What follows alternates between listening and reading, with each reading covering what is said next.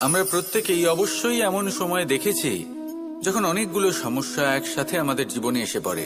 সমস্যা আমাদের প্রত্যেকের জীবনেই থাকে। আমরা তার সমাধান খুঁজতে চেষ্টা করি, কখনো সমাধান খুঁজে পাই, আবার কখনো যতই চেষ্টা করি না কেন কোনো সমাধান খুঁজেই পাই না। আর যখন এটা হয় তখন মানুষ অত্যন্ত বিচলিত হয়ে পড়েন।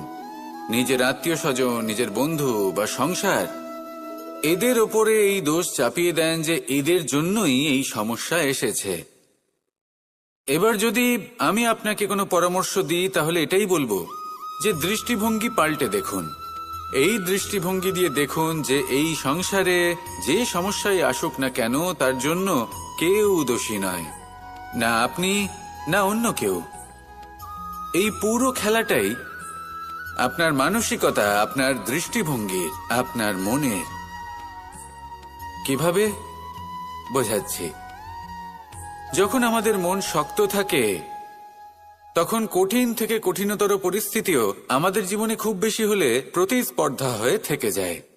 সেখানে যদি আমাদের মন দুর্বল থাকে তখন অল্প কঠিন পরিস্থিতিও আমাদের কাছে খুব বড় সমস্যা হয়ে যায়, তাই না? একটা শক্ত মন কঠিন পরিস্থিতিকে প্রতিস্পর্ধা হিসেবে দেখে আর তার মধ্যে ওটা সুযোগ খুঁজে নেয়। আমাদের শুধু এটাই করতে হবে। এই সংসারে অন্য কাউকে দোষী মনে করলে আপনার সমস্যা দূর হয়ে যাবে না।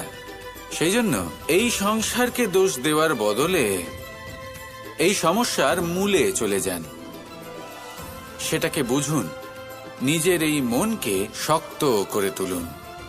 যদি আপনার মন শক্তিশালী হয় তাহলে এই সংসারে অনেক বড় বড় কঠিন থেকে কঠিনতর পরিস্থিতিও যদি আসে, আপনার জীবনে যতই বড় বড় সমস্যা আসুক না কেন আপনার লক্ষ্য লাভে বাধা দিতে পারবে না। আসুন আমার সাথে ভালোবেসে বলুন, রাধা রাধা।